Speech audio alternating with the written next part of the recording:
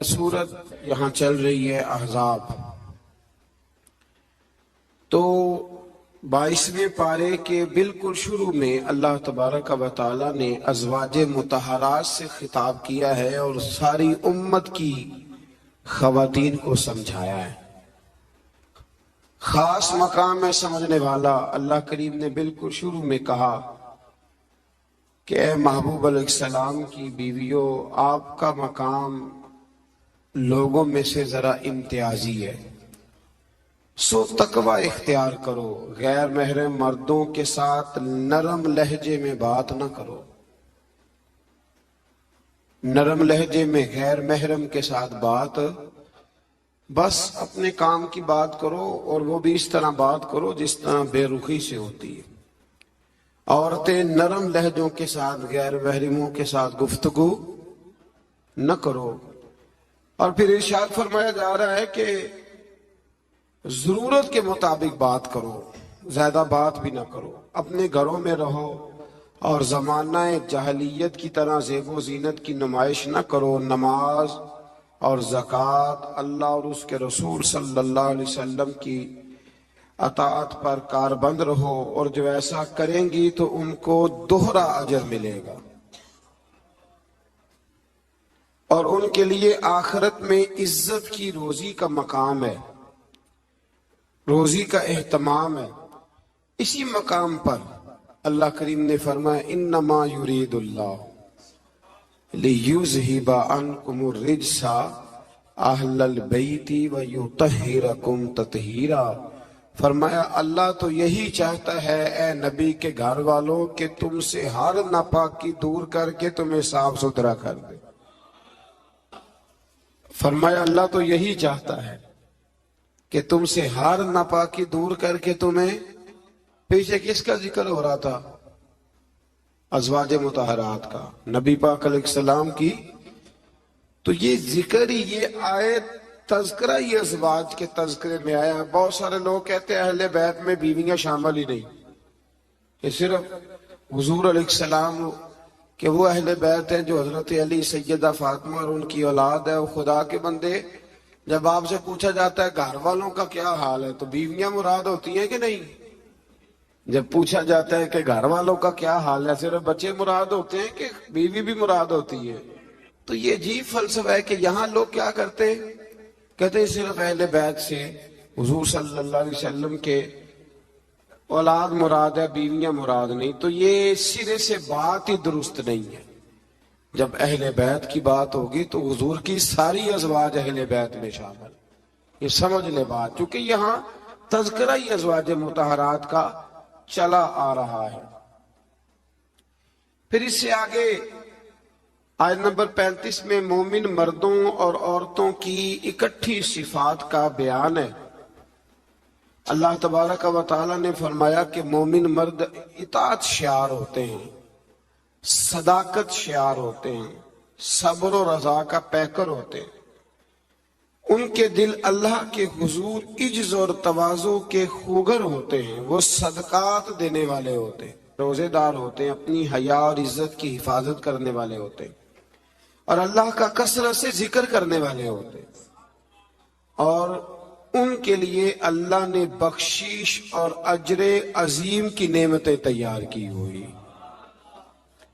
फिर आयत नंबर 36 में फरमाया, ना किसी मोमिन मर्द और ना किसी मोमिन औरत के लिए ये जायज है कि जब अल्लाह और उसका रसूल को फैसला फरमा दे तो इनके लिए अपने इस काम में कोई इख्तियार रह जाए। इस आयत की थोड़ी तफसीर जरूरी है, इसकी थोड़ी तफसीर कर देता हूं। हुआ ये था कि नबी करीम अलैहिस्सलातु वस्सलाम ने अपने एक गुलाम के साथ अपनी एक अजीजा जो हुजूर की रिश्तेदार बनती थी, हजरत ज़ैनब बिनते जहश, उनका निकाह करना चाहा। पैगाम में निकाह भेजा। उन्होंने कहा जी हम कुरैशी खानदान से हैं और ये गुलाम है, तो इसको कैसे रिश्ता दे दे? हालांकि हुजूर ने पैगाम भेजा था, इतने बड़े हम हो के तो एक गुलाम को रिश्ता दे दे। तो अल्लाह ने हुक्म दे दिया, फरमाया जब रब रसूल हुक्म दे तो तुम्हें इख्तियार ही कोई नहीं। اور جب یہ آیت نازل ہوئی تو وہ حضرت زینب بنت جہش کے گھر والے خود حاضر ہوئے، عرض کی حضور جہاں آپ کا دل کرتا ہے آپ بچی کا رشتہ فرما دیں، ہم اللہ رسول کے حکم کے آگے بات نہیں کر سکتے۔ آج بھی آپ دیکھ لیں، برادری پہلے اور دین معاذ اللہ بعد میں۔ برادری پہلے، بھائی شادی پہ کوئی بےہودہ حرکت نہ کرنا تو کہتے میری برادری نہیں مانتی۔ یہ بڑا خطرناک جملہ ہے، یعنی ایک طرف نبی پاک کی شریعت اور دوسری جانب برادری، تو یہ مطلب آپ اندازہ کر لیں کہ یہ بات کہاں تک جاتی۔ آپ نے اس میں سے اختیار کسے کیا؟ ہماری برادری وہی ہے جس برادری میں حضرت بلال حبشی شامل ہے، حضرت صہیب رومی اور عمار یاسر شامل، وہ ہماری برادری ہے، ایک ہوں مسلم حرم کی پاسبانی کے لیے۔ اللہ توفیق عطا فرمائے۔ پھر اس سے آگے آیت نمبر 37 سے یہ مسئلہ بیان ہوا ہے کہ جو منہ بولا بیٹا ہے وہ حقیقی بیٹے کے حکم میں نہیں ہوتا، وہ حقیقی بیٹے کے حکم میں نہیں ہوتا۔ وہ میں پیچھے بھی بتا چکا ہوں۔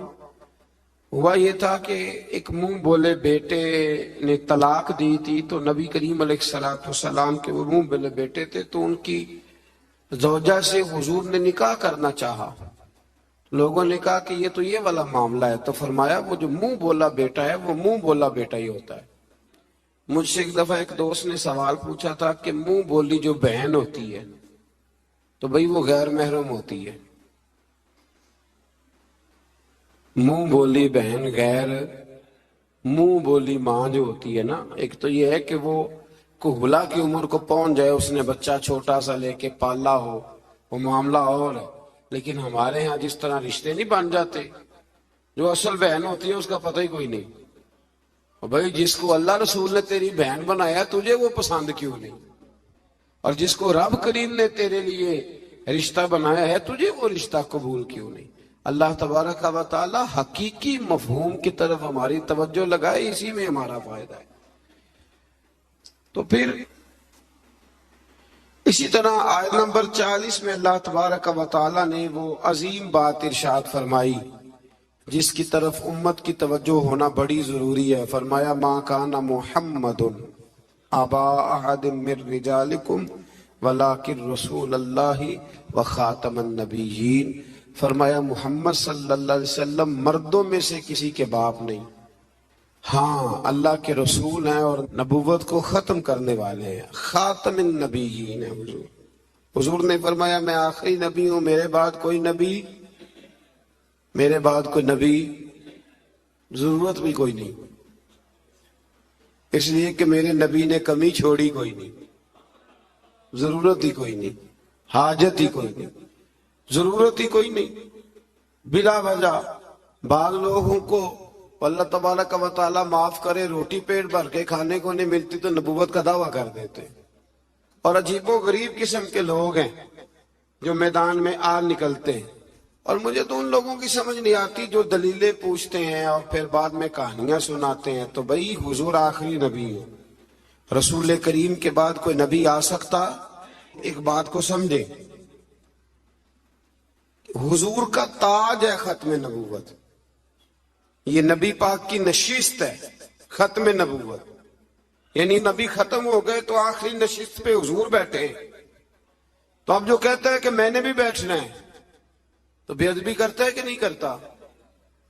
اس لیے قادیانی اتنے برے ہیں، ان سے مسلمان اس لیے بیزار رہتے ہیں کہ وہ بہت بڑی بے ادبی کرتے ہیں۔ وہ نبی کریم علیہ السلام کے بعد کسی کو ذلی اور کسی کو بروزی نبی مانتے ہیں۔ بھئی رسول کریم پر نبوت ختم ہو گئی، اور نبی کریم علیہ السلام فرماتے ہیں میرے بعد کوئی نبی، فرمایا اگر کوئی ہو سکتا ہوتا نا تو خطاب کا بیٹا عمر ہوتا، جن میں صفتیں ہیں، لیکن جو ہو سکتے تھے جب وہ نہیں ہوئے، جو ہو سکتے تھے تو ایک کانا آدمی، وہ کانا تھا مرزا، ایک آنکھ سے کانا تھا، اور عجیب اس کے باتیں تھیں، بڑے بڑے عجیب اس کو امراض تھے، اس نے اٹھ کے دعویٰ کر دیا۔ تو بڑے بڑے عجیب لوگ ہیں نا، ماننے والے تو شیطان کو بھی مانتے جاتے ہیں، معاذ، ماننے والے تو سب کو مل جاتے۔ اللہ تبارک و تعالی ہمیشہ حق پر استقامت عطا فرمائے۔ پھر اس سے آگے نبی کریم صلی اللہ علیہ وسلم کی کچھ اور صفات کا بیان ہے۔ اللہ کریم نے فرمایا یا ایھا النبی انا ارسلناک شاہدا ومبشرا ونذیرا، اے محبوب بے شک ہم نے آپ کو بھیجا ہے گواہ بنا کر، خوشخبری دینے والا بنا کر، ڈر سنانے والا بنا کر، وداعیا الی اللہ باذنہ، اور ہم نے آپ کو اللہ کی طرف بلانے والا بنا کے بھیجا ہے، وہ بھی اللہ کے حکم سے، وسراجا منیرا، اور ہم نے آپ کو چمکتا ہوا آفتاب بنا کے بھیجا ہے۔ تو نبی کریم علیہ السلام کو اللہ نے یہ صفات عطا فرمائی ہیں، شانیں عطا فرمائی ہیں۔ ایک بات آپ یہاں رک کے ذرا سوچئے گا، کچھ لوگ کہتے ہیں جی شان مصطفیٰ کا جلسہ کرنے کی کیا ضرورت، معراج مصطفیٰ، میلاد مصطفیٰ، آپ سیدھا سیدھا نماز روزے کی بات بتائیں، شان بیان کرنا کیوں ضروری ہے؟ یہ بہت بڑا مسئلہ ہے۔ بعض لوگ کہتے ہیں جی آپ سیدھا سیدھا کہیں کہ حضور نے فرمایا سچ بولو، کھری بات کرو اور دیانتداری، یہ آپ کیا حضور شان بڑی تھی، عظمت بڑی تھی، تو بھئی ان آیات میں اللہ کیا بیان کر رہا ہے؟ کہا میرا محبوب نذیر بھی ہے، بشیر بھی ہے، سراج منیر بھی ہے۔ یہ ساری صفتیں اللہ نے قرآن میں بیان کی، اور ایک جگہ پہ نہیں درجنوں جگہ پہ واضح آیات میں۔ ویسے تو سارا ہی قرآن حضور کی تعریف ہے، اور یہ میں نہیں کہہ رہا، یہ حضرت عائشہ صدیقہ فرماتی کان خلقہ القرآن، فرمایا اگر تم نے حضور علیہ السلام کے اخلاق دیکھنے ہو تو قرآن پڑھ لو۔ تو اس لیے یہ عظمتوں اور شانوں کا بیان یہ طریقہ ہے، یہ مسلمان کی روح کی غذا ہے۔ اللہ ہمیں سمجھنے کی توفیق عطا فرمائے۔ پھر آیت نمبر 53 سے نبی پاک علیہ السلام کی بارگاہ کے آداب بیان ہوئے کہ بغیر اجازت نبی کے گھر میں داخل نہ ہو، دعوت طعام ہو تو کھانا کھا کے منتشر ہو جاؤ۔ کھانا کھا لیا تو اب ہوا یہ کہ حضور نے دعوت پکائی کچھ صحابہ کی، تو کھانا کھا کے بیٹھ گئے گپ شپ کرنے کے لیے۔ تو محبوب کریم نے ایک دو دفعہ دیکھا کہ اب یہ جائیں، حضور نے آرام کرنا تھا، لیکن کچھ لوگ بیٹھ گئے، تو اللہ کریم نے فرمایا جب کھا لیا ہے نا اب جاؤ منتشر ہو جاؤ۔ گویا رب کریم اپنے محبوب کے دربار کے آداب بیان فرماتا ہے، اللہ بیان فرماتا ہے۔ اللہ اکبر۔ نبی کی بیویوں سے کوئی چیز مانگو تو پردے کے پیچھے سے مانگو۔ نبی کی بیویوں سے آپ کی رحلت کے بعد دائمی طور پر مسلمانوں کا نکاح ممنوع ہے۔ اپنے کسی بھی عمل سے اللہ اور اس کے رسول صلی اللہ علیہ وسلم کو تکلیف نہ دو۔ آیت نمبر 9 سے 13 تک ایک بار پھر اللہ تعالیٰ کی قدرت کے تحت بارش کے نظام کا ذکر ہے۔ انسان کو اس کے جوہر تخلیق کی طرف متوجہ کیا گیا تاکہ سرکشی کا شکار نہ ہو، اور وہ یہ کہ مادہ کے پیٹ میں حمل کو بھی اللہ جانتا ہے، اور یہ کہ کس کی عمر میں درازی ہے یا کس کی عمر میں کمی ہے، وہ سب اللہ نے کتاب تقدیر میں لکھ دیا ہے۔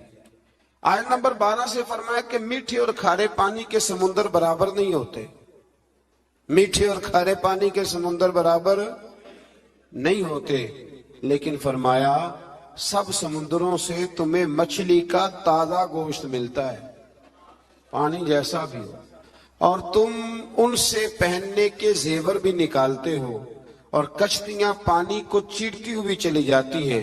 نظام لیل و نہار اور شمس و قمر اسی کے حکم کے تابع ہیں، اسی کے حکم کے۔ یہ چاند سورج اگر کسی انسان کے قبضے میں ہوتے تو کب سے اختلاف ہو گیا ہوتا، کوئی کہتا ادھر سے نکل، کوئی کہتا کم از کم جو حکومت بدلتی وہ تو ضرور بدلتی ایک دفعہ، یہ پچھلے لایا ہے لہذا معاذ اللہ ہم نہیں چلنے دیں گے۔ تو اللہ نے فرمایا یہ اللہ کے تابع ہے، رات دن کا آنا بھی اللہ کے، اور نظام شمس و قمر بھی اللہ کے۔ آیت نمبر 18 میں بتایا کہ کوئی بوجھ اٹھانے والا دوسرے کا بوجھ نہیں اٹھائے گا، یعنی ہر ایک کو اپنے اپنے عمل کا جواب دینا ہوگا۔ اور جو تزکیہ اور تقوی اختیار کرے گا تو اس کا فائدہ اسی کو پہنچے گا۔ پھر فرمایا اندھا اور دیکھنے والا، ظلمت اور نور، سایہ اور دھوپ، زندہ اور مردہ لوگ برابر ہو سکتے نہیں۔ یہاں کفار اور منکرین کو اندھے، ظلمت، دھوپ اور مردے سے تشبیہ دی گئی، اور گویا اللہ کریم نے اہل ایمان کو آنکھوں والا کہا، نور والا کہا، سائے والا کہا، اور فرمایا یہ ہیں وہ جو زندہ ہیں۔ کافر زندہ رہ کے بھی زندہ، اقبال نے کہا تھا زندگی زندہ دلی کا نام ہے، اور مردہ دل کیا خاک جیا کرتے، تو دل زندہ ہو تو پھر ہر شے۔ ایک دانشور کا ایک قول ہے، وہ کہا کرتے تھے رشتے احساس کے ہوتے، رشتے اور احساس نہ ہو تو پھر رشتے بھی۔ اب کو پتہ ہے نا، بہن کا اگر خیال آ گیا تو پھر بہن ہے، لیکن اگر بھائی کہے کہ نہیں جی میرے بہنوئی نے ضائع بڑے کیے ہیں پیسے، وہ تو سارا اس خاندان کو چلا جائے گا تو میں بہن کے بچوں سے، تو یہ احساس ختم ہو گیا۔ تو فرمایا کہ یہ زندہ رہتا ہے، جو مومن ہوتا ہے مومن زندہ ہوتا ہے، کافر مردہ ہوتا ہے، اس لیے کہ اس کا دل مردہ ہوتا ہے۔